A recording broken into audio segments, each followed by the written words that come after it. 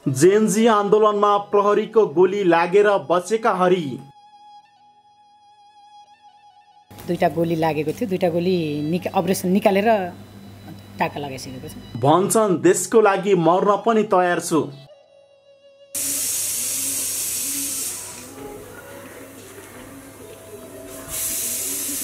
Sir नमस्कार, स्वागत छ।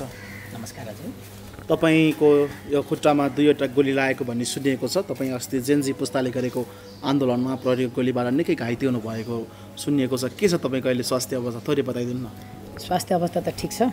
दुईटा गोली लागेको थियो, दुईटा गोली अपरेसन निकालेर टाका लगाइसकेको छ। ठिक छ अहिले चाहिँ। के छ तपाईँलाई रबरको गोली लागेको रहेछ कि अर्को धातुको गोली लागेको? रबरको गोली होइन, यिनीहरूले सिसाको चाहिँ छरा बनाएको हुँदो रहेछ नि, एकैचोटि 8-10 लाने चाहिँ डाल्न मिल्ने, त्यो चाहिँ गोली लागेको दुईटा। अहिले तपाईँलाई के छ, बस्नको लागि कतिको सहज छ, हिँड्नको लागि, हिँडडुल गर्नको लागि? हिँड्नलाई अलिकति गाह्रो छ, टेक्न मिल्दैन। अरू त सब ठिक छ, अब बस्न। कसरी त्यो गोली लाग्न पुग्यो, थोरै अस्ति घटनाक्रमलाई सम्झौँ न सर। हामी संसद भवन कब्जा गर्न गइरहेका थियौँ। यो व्यवस्था ढाल्नुपर्छ भनेर अगाडि गइरहेको छ। भ्रष्ट दलालीहरूलाई यो देशबाट लखेट्नुपर्छ भनेर गइरहेको थियौँ। त्यही क्रममा चाहिँ पुलिससँग भिडेन्त्र भएर संसद भवन अगाडि ठ्याक्क गेटनिर चाहिँ लाग्यो। त्यो दिनमा त असाध्यै दुःखद खबरहरू पनि बाहिरिए। 19 दुःखद होइन नि, बढी युवाहरू मारिएका त दुःखद खबर हो नि त। त्यो दिन चाहिँ दुःख थियो, तर हिजोको दिन दुःख भएन। भ्रष्ट दलालीहरू देशबाट निकाल्यो नि। अब उनीहरूको रगतले लेखेको इतिहास, नेपाल समृद्धिको बाटोमा, नेपाल शक्तिशाली राष्ट्रमा पुग्ने एउटा इतिहास त लेख्यो नि त्यो रगतले। त्यो दिन म मरेको भए पनि म दुखी थिइनँ, तर थाहा पाउने थिइनँ। यो गोली छातीमा लागेको भए पनि तर म खुसी थिएँ। म मर्नुपर्छ कि मार्नुपर्छ दलालीलाई भनेरै नि निस्केको हो। अब कसरी पर्छ तपाईँहरूको आन्दोलन, के छ आगामी यात्राको बारेमा थोरै बताइदिनु। अबको आन्दोलन युवाले लिनुपर्छ भनेर हामीले सोचिरहेका छौँ, हामीले बोलिरहेका छौँ। हाम्रो जेनजी पुस्ताको चाहिँ हाम्रो सोच भनेको चाहिँ अब युवाले लग्नुपर्छ, प्रत्यक्ष कार्यकारी निर्वाचन प्रणाली हुनुपर्छ भनेर हामीले आह्वान गरिरहेका छौँ। तर यो बेला चाहिँ अब कुलमान घिसिङ, ज्ञानेन्द्र साई, बालेन शाह, अर्क साम्पाङ जस्ता व्यक्तिहरूलाई चाहिँ 1 वर्षको लागि यो चुनाव गराउन्जेसम्म चाहिँ एकजना कुनै न कुनै व्यक्ति अगाडि आउनु पर्यो। त्यसपछि चाहिँ प्रत्यक्ष कार्यकारी निर्वाचन प्रणालीमा जानुपर्छ। यही नै।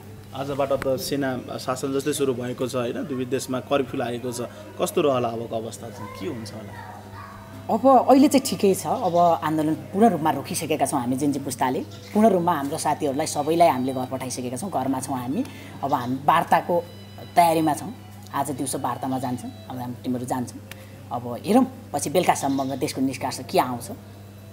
जेएनजी पुस्ताले त बालेनलाई नै अगाडि बढाउने भन्ने समाचारहरू पनि बाहिरिएको छ। के छ, बालेनजीले नेतृत्व लिने हो अबको अन्तरिम? बालेन मात्र होइन, छन् नि देशमा त धेरै युवाहरू छन्।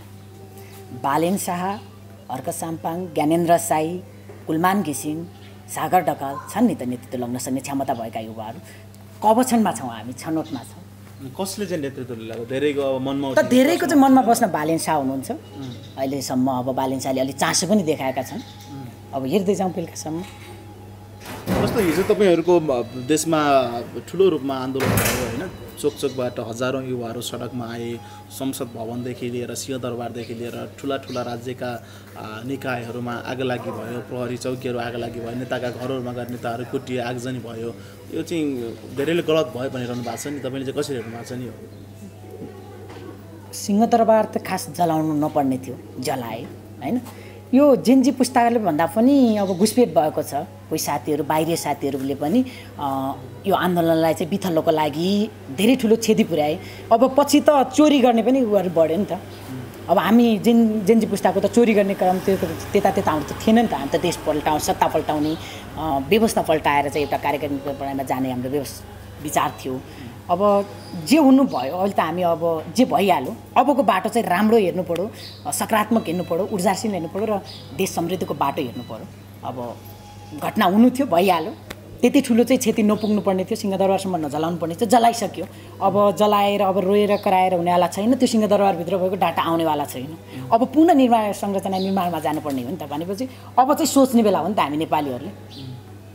हिजो अब जेएनजीको आन्दोलनबाट रवि लामिछाने निस्किए भन्ने जस्ता समाचारहरू पनि बाहिरिएका छन्। यो आन्दोलन के रवि लामिछाने निकाल्नका लागि गरिएको हो भन्ने प्रश्न उठेको छ क्या अहिले युवा पुस्ताहरूमा, धेरै दर्शकहरूमा। रवि लामिछाने अहिले पनि विभाजित मान्छे हुन् होला, केही पर्सेन्टका राम्रा मान्छे होला होइन, केही त विभाजित छन् नि त। उनी त कानुनी रूपमा पनि दोषी देखेका, जेलमा बसेका मान्छे हुन् नि त।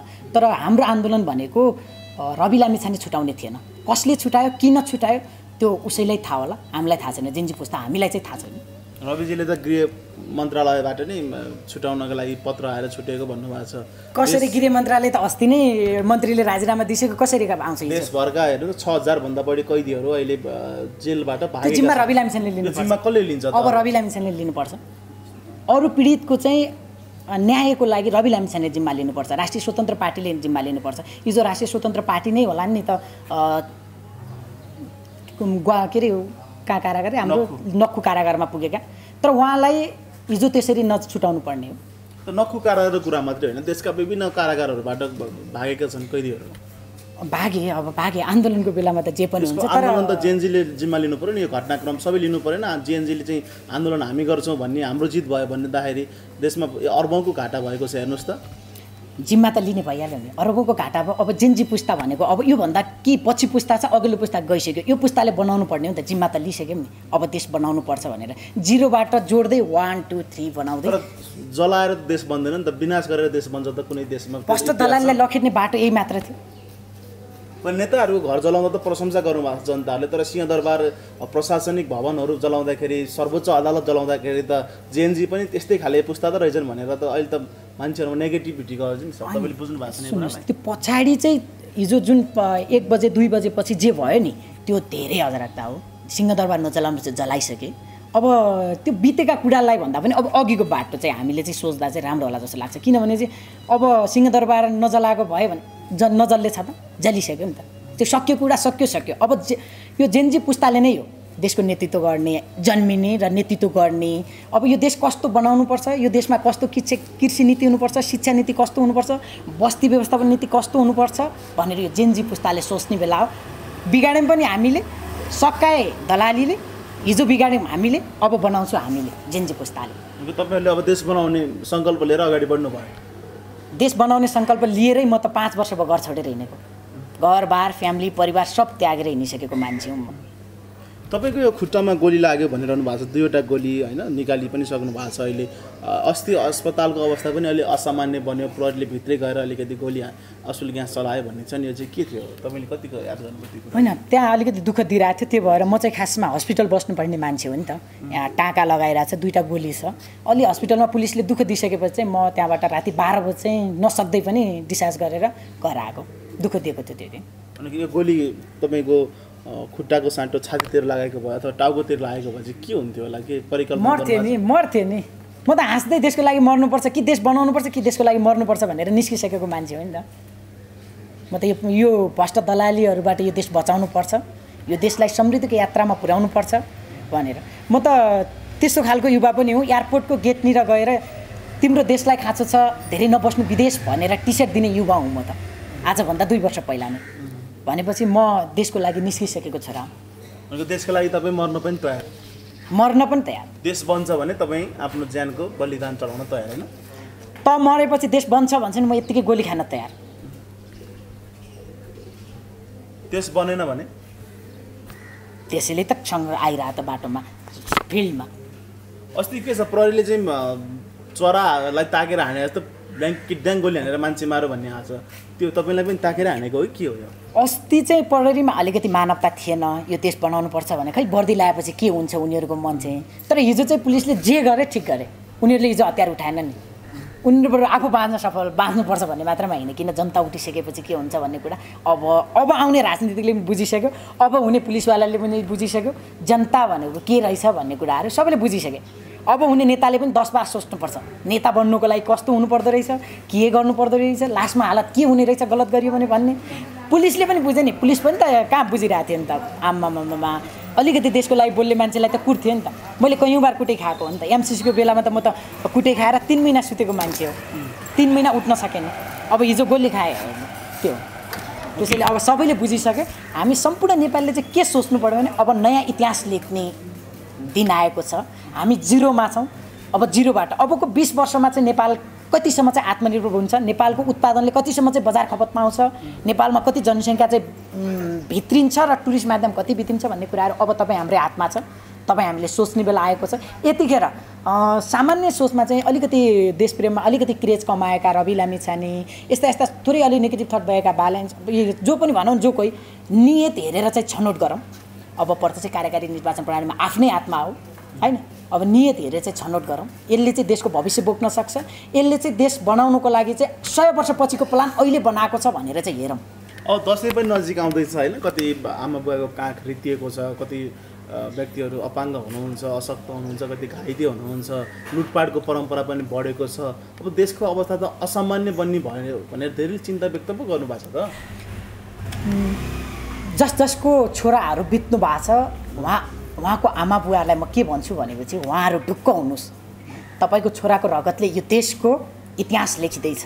उहाँहरूलाई यही भनेर म चित्त बुझाउन चाहन्छु। अर्को कुरा चाहिँ हामी अब दसैँ तिहार आउँदैछ, दसैँ तिहार त अर्को साल पनि आउँछ नि, तर यो दसैँ तिहारमा चाहिँ हामी उठ्ने बेला हो, हामीले जग हाल्ने बेला भएको छ। अब चाहिँ दसैँ तिहार छोडिदिनुहोस्, यो देशको जग हालौँ, जग हालिसकेपछि दसैँ तिहार अर्को साल आउला नै मनाउँला। लुटपाटको परम्परा अलि बढ्यो भन्छन्। हेर्नु त अहिले प्रहरीले कति 27 लाखभन्दा बढी रकम बरामद गर्यो, कति हात हतियारहरू बरामद गर्यो भनेको छ, कति सुनहरू बरामद गर्यो भनेको छ। सुन्नु न, सबै देशप्रेमी हुँदैनन् नि त, सबै देशप्रेमी हुँदैन, सबै अस्ति गोली खान गएका थिएन नि त। कोही रमाइलो हेर्न गइरहेको थियो, कोही के गर्न गएको थियो। तर हिजो चोरी चाहिँ नगर्नुपर्ने थियो, गरिहाले। अब यो चाहिँ के भनौँ, कर्फ्यू जारी गरिएको छ काठमाडौँमा अहिले, कर्फ्यू जारी गरिएको छ 3 बजेसम्मको लागि। वार्ता हुँदैछ जिन्जी पुस्ताको र सेनाको राष्ट्रपतिको हुँदैछ। अब हेरौँ बेलुकासम्म हामीले शुभ समाचार सुन्न पाइन्छ। अब चाहिँ छिटै सुन्न पाइन्छ नि। यो देशको कार्यकारी प्रधानमन्त्री चाहिँ अहिले चाहिँ नेतृत्व कसले गर्छ, निर्वाचन प्रणाली कहिलेसम्म चाहिँ गर्न सकिन्छ नि, अब छिटै हुन्छ। के छ तपाईँको अहिले अब ठमेलमा हामी तपाईँकै यो मार्सी एकदमै अर्ग्यानिक मार्सी खाना एन्ड रेस्टुरेन्टमा छौँ। तपाईँ जुम्लाका अर्ग्यानिक कुराहरू ल्याएर काठमाडौँमा ल्याएर बेच्नुहुन्छ, कतिको चलिरहेको छ अहिले? अब यो प्रभाव पऱ्यो होला नि त हिजोको आन्दोलनबाट, व्यापारहरू कस्तो छ?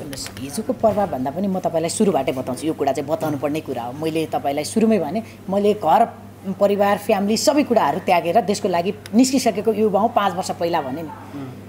तर म चाहिँ के कस्तो खालको युवा भने मान्छे बाँच्नको लागि सबै कुराहरू आवश्यकता छ, भौतिक सामग्री खाना सबै कुराहरू आवश्यकता छ। त्यसको लागि चाहिँ देशको लागि म गर्छु, देशको लागि हिँडिसकेको भन्दाखेरि हामी ढुङ्गे हिँडमा त छैनौँ नि त। अहिले मान्छेलाई सबै आवश्यकता रहन्छ, त्यसैले चाहिँ म आत्मनिर्भरताको बाटो हुँदै देशको लागि हिँडेको मान्छे हुँ। त्यसैले मैले चाहिँ ठमेलको छाया सेन्टर अगाडि अब यहाँनिरै मार्सी अर्ग्यानिक खानाघर अर्थात् जुम्लाको उत्पादनलाई चाहिँ बजार व्यवस्थापनसँग जोड्नको लागि मार्सी अर्ग्यानिक खानाघर ठमेलमा खोलेको छु। यसको अब हिजो र अस्तिको व्यवसायको कुरा छोडिदिनुहोस्, यो देशको लागि भइसकेको छ। तर जे छ राम्रै छ, यसमा निराशा छैन। व्यवसाय गर्दाखेरि देशमा नै हुन्छ भन्ने एउटा सकारात्मक प्रभाव परेको छ मेरो गाउँको युवाहरूलाई। देशमै गर्दा हुने रहेछ नि त, किन विदेश आउनु पऱ्यो भन्ने मेरो ठाउँको युवाहरू विदेश गएकालाई भएको छ। जेस राम्रै भएको छ अहिले। तर तपाईँहरूलाई पनि मार्सी खाना खाने मन छ भनेपछि यहाँ ठमेल आउन सक्नुहुन्छ। तपाईँहरूले खाए बापत मलाई देश बनाउन सपोर्ट हुनेछ, म धनी बन्नलाई चाहिँ होइन, मलाई हिँड्न डुल्नलाई। खाना खाएको पनि जम्मा सस्तो 250 मा 250 मा अर्ग्यानिक मार्सी खाना। हस्, धन्यवाद सर। हस्, धन्यवाद।